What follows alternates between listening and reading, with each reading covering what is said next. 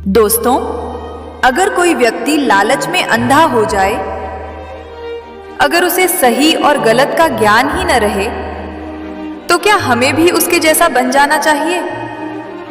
अगर सामने वाला गलती कर रहा है, तो क्या हम भी वही गलती करें?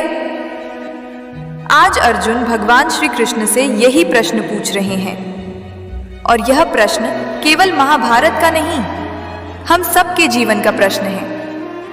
आज समाज में यही हो रहा है। कोई हमें धोखा देता है तो हम भी बदला लेने की सोचते हैं। कोई हमारा बुरा करता है तो हम भी उसका बुरा करने लगते हैं। हम सोचते हैं जब वह गलत है तो मैं सही क्यों बनूं? लेकिन गीता हमें एक अलग दृष्टिकोण देती है।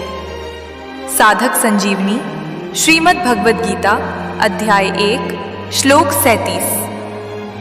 यद्यप्येते न अपश्यन्ति लोभोपहत चेतसा कुलक्षय कृतं दोषम मित्रद्रोहे च अपातकम।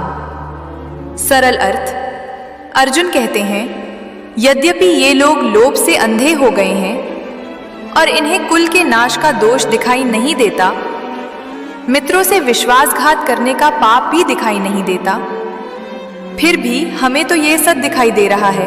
यह श्लोक अत्यंत गहरा है।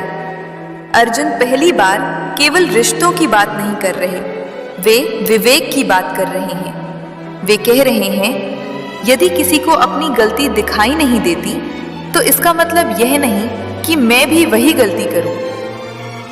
आज अधिकांश समस्याएं इसी कारण होती हैं। दूसरे की गलती देखकर हम अपना धर्म भूल जाते हैं। साधक संजीवनी की दृष्टि से यहाँ अर्जुन का विवेक जाग रहा है। अगर सब गलत कर रहे हों, तो क्या आप भी करेंगे? क्या कभी आपने भी भीड़ के दबाव में गलत निर्णय लिया है? कमेंट में बताइए, सत्य बड़ा या लाभ? एक रियल लाइफ स्टोरी से समझते हैं। एक कर्मचारी था। उसके ऑफिस में सभी लोग रिश्वत लेते थे। सब कहते थे, सब ले रहे हैं, तुम भी ले लो। लेकिन उसने मना कर दिया। लोग उसका मजाक उड़ाते थे। कुछ वर्षों बाद वही व्यक्ति ईमानदारी के कारण सम्मानित हुआ, और जो लोग गलत रास्ते पर थे उन्हें कठिन परिणाम भुगतने पड़े। यही गीता का संदेश है। Life lessons. 1. दूसरों की गलती आपके गलत होने का कारण नहीं बन सकती। 2. लोभ विवेक को नष्ट कर देता है। 3. धर्म भीड़ देखकर नहीं चुना जाता। 4. सही रास्ता कठिन हो सकता है, लेकिन अंत में वही श्रेष्ठ होता है। 5. भगवान व्यक्ति के कर्म देखते हैं, बहाने नहीं। आज स्वयं से पूछिए, क्या मैं किसी की नकल करके गलत काम कर रहा हूं? क्या मैं दूसरों की गलती को अपनी गलती का बहाना बना रहा हूं? यदि हां, तो यही समय है बदलने का। दोस्तों, जीवन में सबसे बड़ी शक्ति यह नहीं कि सबके साथ चलो, बल्कि यह है कि सब गलत हो फिर भी तुम सही बने रहो।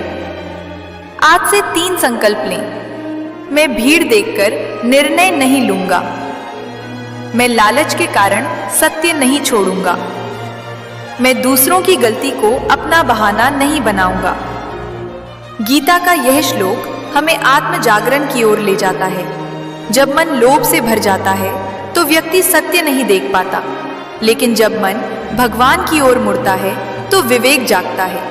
विवेक ही मनुष्य को पशु से अलग बनाता है। यदि पूरी दुनिया गलत रास्ते पर चली जाए, तो क्या आप भी उसी रास्ते पर चलेंगे, या फिर भगवान के बताए धर्म मार्ग को चुनेंगे? यही प्रश्न अर्जुन के सामने था, और यही प्रश्न आज आपके सामने है।